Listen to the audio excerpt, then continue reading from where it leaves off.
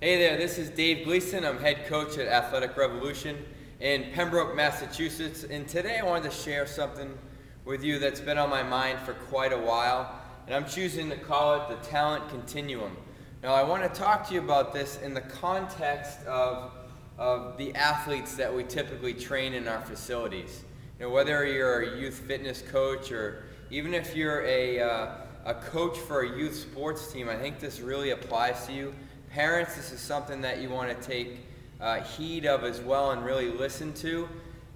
It falls in line with what I talk about a lot in terms of long-term athletic development and why that is really the model that is most optimal for not just most young athletes, but most young children.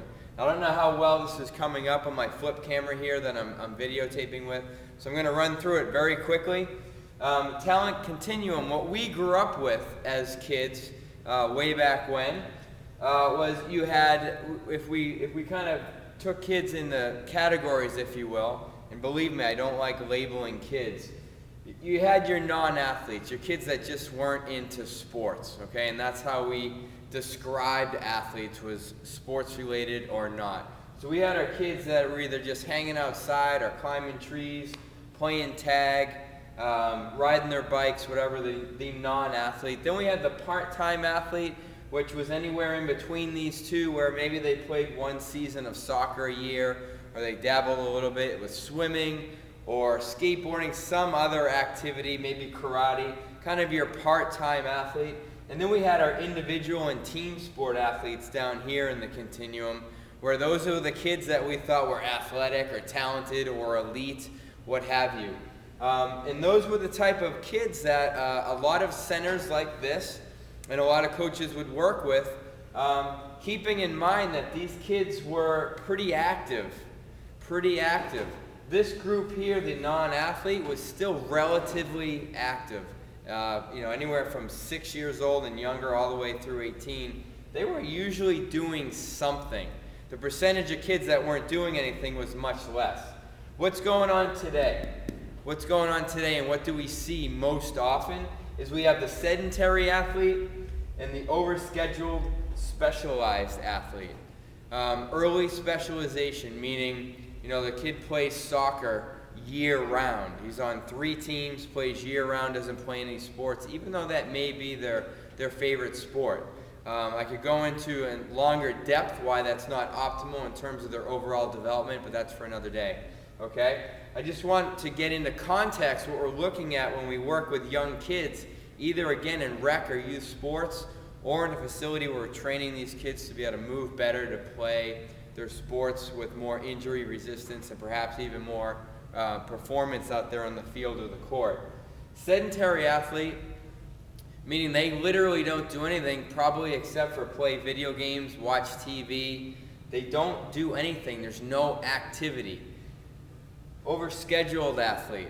That again, that goes hand in hand with this athlete here, the over-specialized or early specialized athlete. The child who has so many activities after school, but yet both of these scenarios and everything in between, as a generalization, are deconditioned, inactive. Even with 5 practices a week for maybe an hour, hour and a half a day, think about the rest of the day.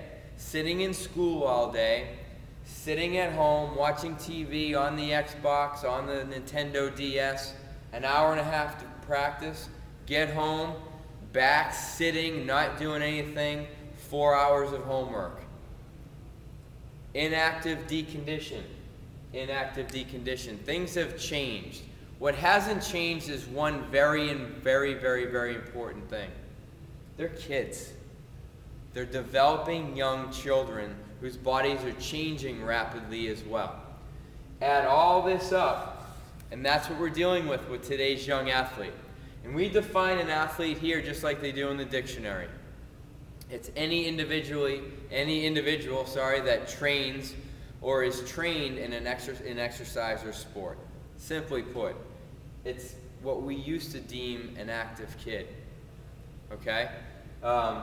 Just to put this into context, again, getting you to think about this. Now, how do we deal with this?